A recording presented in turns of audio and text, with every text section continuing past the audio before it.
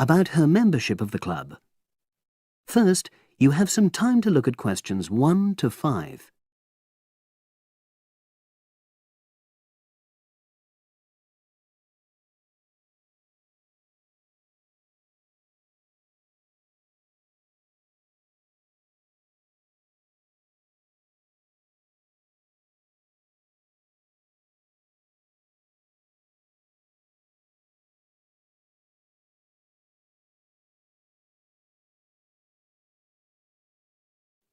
Now we shall begin.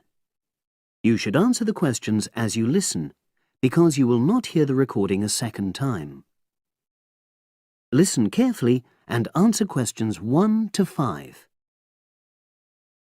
Oh, excuse me. I wonder if you'd have the time to take part in some market research.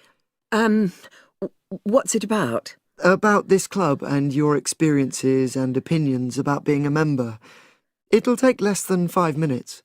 Oh, OK then, as long as it's quick. Can I start by taking your name? It's Selina Thompson. Is that Thompson? Yes. Okay, great. Thanks. And what do you do for a living? Well, I'm an accountant, but I'm between jobs at the moment. I understand. But that's the job I'll put down on the form. And would you mind my asking which age group you fall into? Below 30, 31 to 50, and above? Over 50, I think we can safely say. Great, thanks. And which type of membership do you have? Sorry, I'm not sure what you mean. Do you mean how long? No, is it a single-person membership? Oh, right, no, it's a family membership. Thanks. And how long have you been a member? Ooh, let me see. I was certainly here 5 years ago, and it was probably 2 to 3 years more than that. Shall I put down 8? Oh, I remember now. It's 9, definitely. Sorry. No problem. I've got that. And the last question in this first part is, what brought you to the club? Sorry? How did you find out about the club? Did you see any ads? Well, I did actually, but I have to say I wasn't really attracted to the club because of that. It was through word of mouth. So you were recommended by a friend? Actually, my doctor. I'd been suffering from high blood pressure, and he said the club was very supportive of people with that condition, so I signed up. Great, thanks. Before you hear the rest of the conversation, you have some time to look at questions 6 to 10.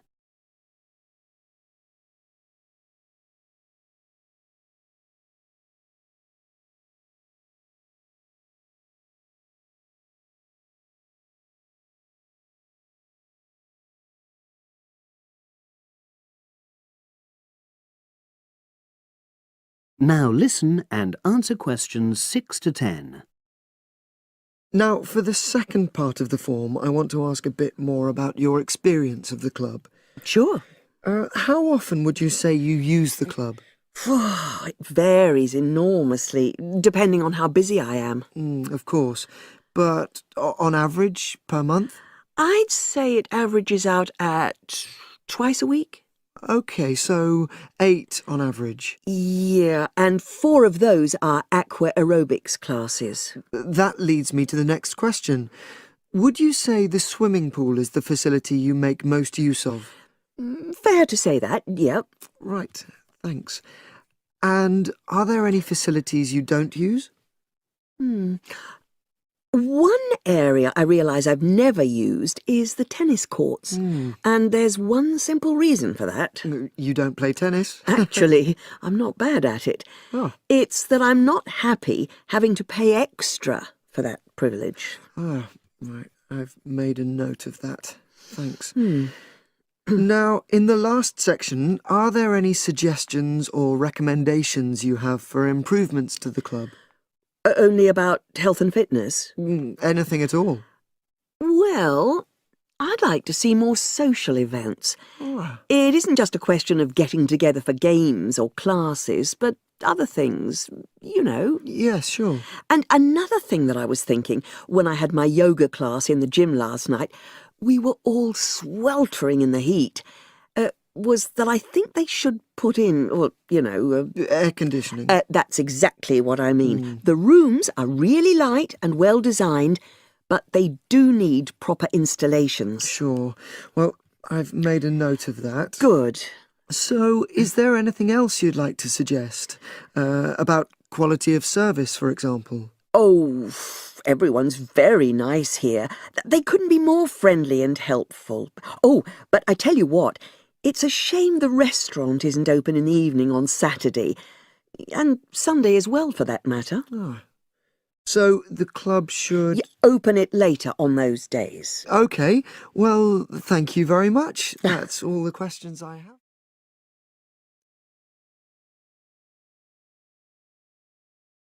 That is the end of part 1. You now have half a minute to check your answers.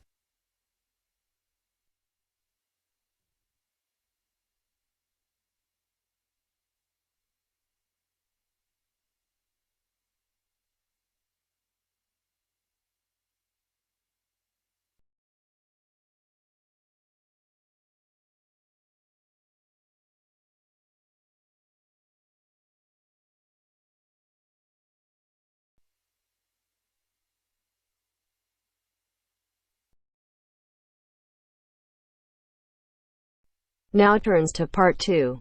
Part 2. You'll hear someone talking to a group of university students. First, you have some time to look at questions 11 to 17.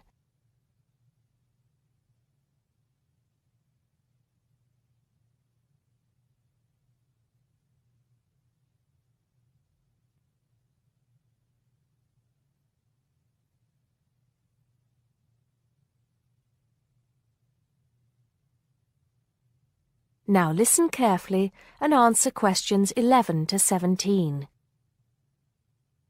Good morning, everybody, and welcome to Upton University. I hope you are settling in and beginning to find your way around. I know how confusing it can be when you start life at university, and that's why we have Freshers Week to help you find your feet. Before I go any further, I should perhaps introduce myself. My name is Sally Jackson, and I am the Secretary of the Students' Union, which has organized this week of events for you. You will usually find me in the office on the first floor of this building when I'm not attending lectures. Anyway, down to business. Of course, there are a few things that you are obliged to get done during your first week here. But once you've opened a bank account, if you haven't got one already, seen your director of studies to discuss which courses you are going to take, and signed up with a doctor, there will be plenty of time left to enjoy the events we have arranged for the week. And have we got a lot lined up for you? Throughout the week from Monday to Friday, every morning starting at 10 a.m., there will be orientation and welfare events. These will include tours of the campus, which, as you have probably noticed, is the size of a small town with 9,000 residential students, as well as sessions on developing study skills. We also have tours of Upton itself arranged for you, with a bus leaving from outside this building every afternoon at 5 o'clock. There are a number of interesting things to do and see in and around Upton, so you can expect visits to the castle and museum as well as the popular Ghost Walk. You'll need to sign up for this one, as numbers are limited. Just put your name on the list on the notice board in the entrance lobby. An important event is scheduled for Monday, that's the day after tomorrow, when we will be holding the academic fair. This is an opportunity for you to speak to students and academic staff about the courses that are on offer. The academic fair starts at 1 o'clock, by the way. There are a couple of other fairs that I think will interest you. First of all, we have the Societies Fair on Tuesday the 16th, which I think is an absolute must. You might not believe it, but the university has over 150 societies and sports clubs you can sign up for, so you are sure to find something of interest to you. That also starts at 1 o'clock, and it will be here in the Union Building. Also in this building is the Trade Fair on Wednesday from 2 until 5 in the afternoon. This one might sound a bit strange because you will find a load of banks and other businesses here trying to get your custom. You will find plenty of bargains and, best of all, a lot of the businesses give away stuff for free. Before you hear the rest of the talk, you have some time to look at questions 18 to 20.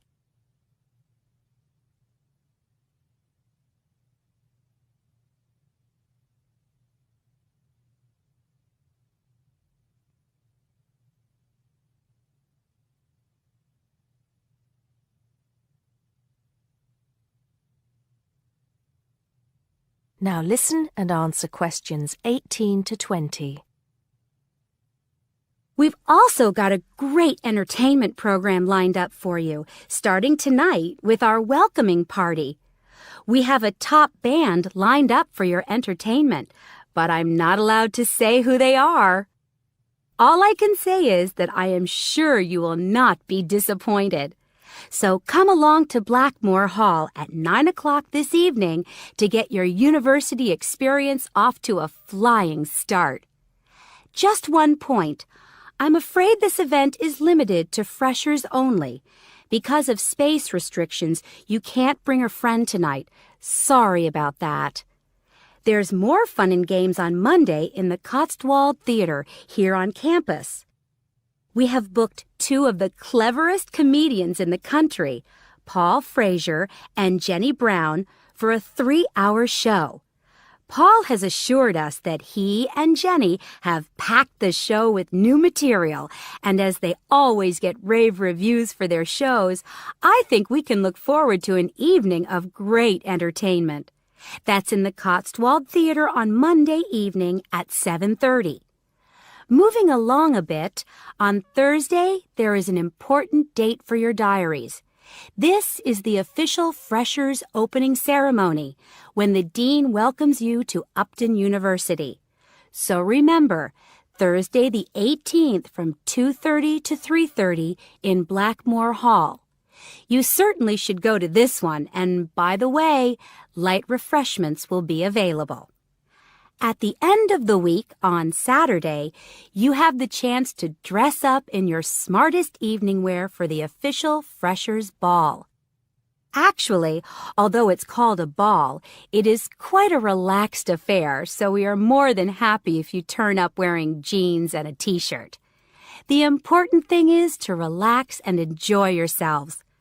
Time and place are the same as for this evening's party. Blackmore Hall from 9 in the evening to 3 o'clock in the morning. Right.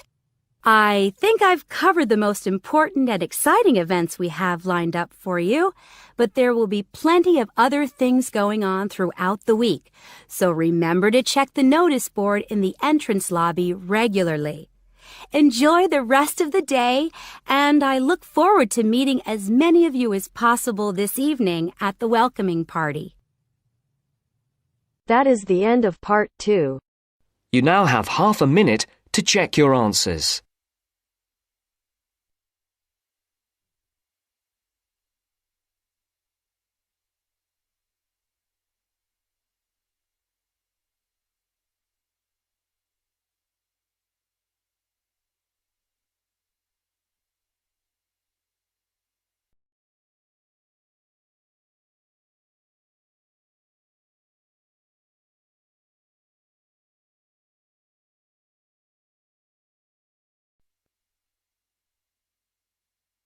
Now turns to part 3. Part 3.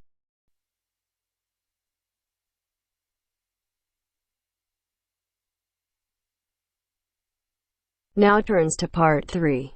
Part 3. You will hear Peter Walsh being interviewed for a job. Listen and choose the correct answer for each question. First, you have some time to look at questions 21 to 25.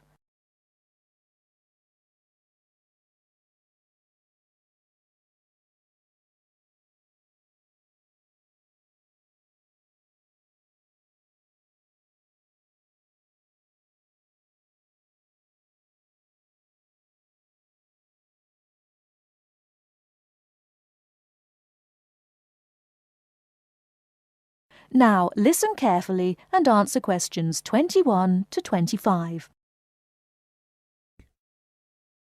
Joanne! Hi, you must be Rob. Nice to meet you. So, I hear you're planning to visit Australia. Yeah, and I really wanted to talk to you because I was thinking of spending some time in Darwin, and my sister told me you're from there. That's right. So, tell me about it. Well, where shall I start? Well, Darwin's in what they call the top end, because it's right up at the northern end of Australia, and it's quite different from the rest of Australia in terms of cultural influences. In fact, it's nearer to Jakarta in Indonesia than it is to Sydney, so you get a very strong Asian influence there. That means we get lots of tourists. People from other parts of Australia are attracted by this sort of international cosmopolitan image. And as well as that, we've got the same laid-back atmosphere you get all over Australia. Probably more so, if anything, because of the climate. But what a lot of the tourists don't realize until they get there is that the city's also got a very young population. The average age is just 29, and this makes the whole place very buzzy. Some people think that there might not be that much going on as far as art, music, dancing, and so on are concerned, because it's so remote. I mean, we don't really get things like theater and opera in the same way as cities down in the south, like Sydney, for example, because of the transport expenses. But in fact, what happens is that we just do it ourselves. Lots of people play music, classical as well as pop, and there are things like artist groups and writers groups and dance classes. Everyone does something. We don't just sit and watch other people. You said it's very international. Yeah, they say there are over 70 different nationalities in Darwin.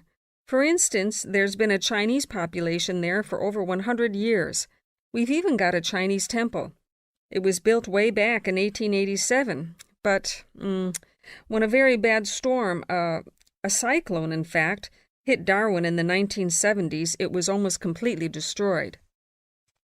The only parts of the temple that survived were part of the altars and the stone lions, but after the storm, they reconstructed it using modern materials. It's still used as a religious center today, but it's open to tourists too, and it's definitely worth going to see it. Oh, and as far as getting around goes, you'll see the places that advertise bicycles for hire, but I wouldn't recommend it. A lot of the year, it's just so hot and humid. Some tourists think it'll be fine because there's not much in the way of hills and the traffic's quite light compared with some places, but believe me, you're better off with public transport. It's fine and not expensive. Or you can hire a car, but it's not really worth it. What's the swimming like? Well, there are some good beaches, but the trouble is that there's this nasty creature called the box jellyfish, and if it stings you, you're in bad trouble. So you have to be very careful most of the year, especially in the winter months. You can wear a lycra suit to cover your arms and legs, but I wouldn't like to risk it even so, personally. And there are the saltwater crocodiles, too. I mean, I don't want to put you off. There are protected swimming areas netted off where you'll be safe from jellyfish and crocs, or there are the public swimming pools. They're fine, of course. Before you hear the rest of the talk, you have some time to look at questions 26 to 30.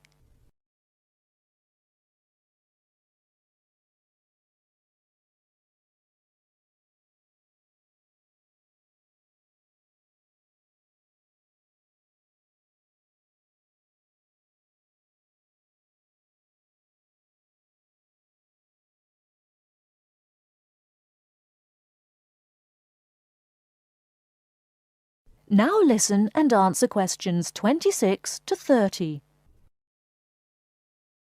And answer the questions. Please sit down, Mr. Walsh. My name's Jane Swain, and I'm the personnel manager. Hello, how do you do? Now, this is just a short preliminary interview. I'd like to chat about your present job and what you've done up till now. Yes, of course. Well, could you tell me how long you've had your present position in Weston's? It is Weston's, isn't it? Yes, that's right. I am not sure. Let's see. I left university in 2005. Is that right? Yes, 2005. Then I was unemployed for about 3 months. And then I traveled round America for a few months. So, yes, it must be about 3 years now, in fact. Yes. And have you any particular reason for wanting to change jobs? I mean, why do you want to move? Well, I actually like my present job and still find it interesting and stimulating. The salary's okay, so it's nothing to do with money, though you can always do with more. I suppose the thing is that I'm really very ambitious and keen to get promoted, so that's the real reason. You say you like your job. Can you tell me what aspect you like most? Oh, my dear, that's difficult. There are so many things. The other people are great. There's a good cooperative atmosphere. I mean, among the staff, and compared to other companies, the conditions are great. I mean, the office itself and the working conditions. And then there's the fact that they give me lots of room for initiative and let me make decisions. You know, that's what I really like most about the job. Yes, well, we're looking for someone like that. You know, someone who isn't a clock watcher and who isn't too concerned about working fairly long hours. Oh, I don't mind that. I'm used to it. And what about your education? You went to Manchester University, didn't you? Yes. After leaving school, I started a diploma course in design, but I decided to give it up and did an arts degree at university instead. Good. And have you done any courses since?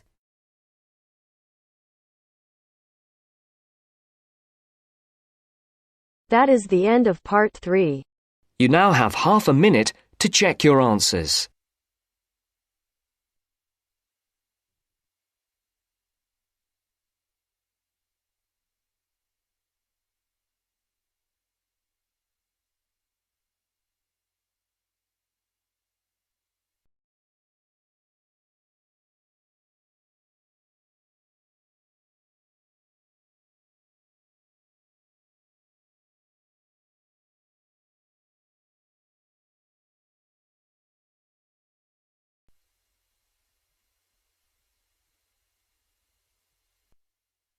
Now turns to part 4. Part 4. You are going to hear a lecture about the geographic information about Australia. You now have some time to read questions 31 to 40.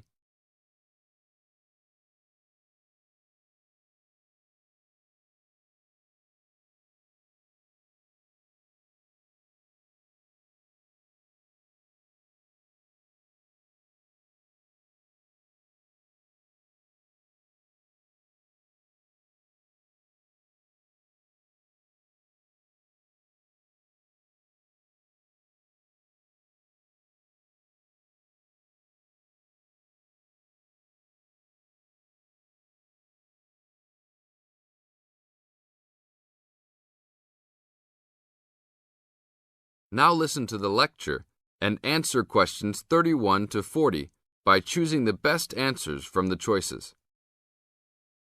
Good morning, everybody. We'll continue to look at Australia, and today look at one of its greatest natural challenges, water for the agricultural sector. As the only nation to occupy an entire continent, Australia has a unique environment, with much of it very flat and dry. One notable feature of the Australian continent is that it is the lowest of the continents. The average elevation is less than 300 metres, compared with the world's mean of 700 metres, and its highest mountain is only 2,228 metres, so it is overall a very flat country. It is also dry. In fact, Australia is the driest, after Antarctica, of the continents. Yet Australia has extremes of climate and topography. There are rainforests and vast plains in the north, snowfields in the southeast, deserts in the centre, and fertile croplands in the east, south, and southwest. And Australia contains some of the wettest areas on Earth. In western Tasmania and on the northern Queensland coast, but half of the continent has an annual rainfall of less than 300 millimetres each year, and only 20% has more than 600 millimetres each year. A major problem is that the limited water resources do not match up with where water is consumed. The major water resources are in northern Australia and Tasmania, whereas most of the agriculture and people are in southeastern mainland Australia. The agricultural sector is the largest consumer of both self-extracted and main-supplied water, using over 70% of total net water consumption. Electricity and gas supply, and water, sewerage and drainage services use notable amounts of self-extracted water. However, net consumption in the household sector is the lowest, just 8% of total net water used. Australia's water use increased by 25% over the decade between the mid-1980s and mid-1990s. Much of this increase was due to irrigated agriculture, which, as noted earlier, accounts for over 70% of national water demand. Since the mid-1990s, the growth and profitability of irrigated agriculture has outstripped the dryland agriculture sector. Irrigated commodities contributed almost a third of total farm exports in the mid-1990s. The results of a special government report in 2000 showed that if today's water use arrangements continue, the water needs of the rural industries will outstrip water availability by about 2020. Irrigated agriculture, Australia's major water-using sector, would be seriously affected by the shortfall. And although groundwater underlies large areas of Australia, it accounts for only 4% of water use. So, clearly, apart from water for households, which mainly comes from dams or rivers, it is the rural sector where efforts towards water conservation are particularly directed. In this sector, the largest consumers of water are the meat and wool industries. One of the major problems in considering sustainable agriculture is the large amounts of irrigated water used to produce these products. Some of the crops, such as wheat, maize, and soybeans, also use a lot of water. Furthermore, many crops are grown in dry areas, where up to half the available water evaporates from the soil surface or seeps down too low into the ground for the plant roots to reach it. Well, that's all we have time for this morning. You will be able to do further study on this topic in the library, and I have a handout here with references for those who want to come out to the front to collect it. Next week, we'll look at outback farming and... That is the end of part 4. You now have half a minute to check your answers.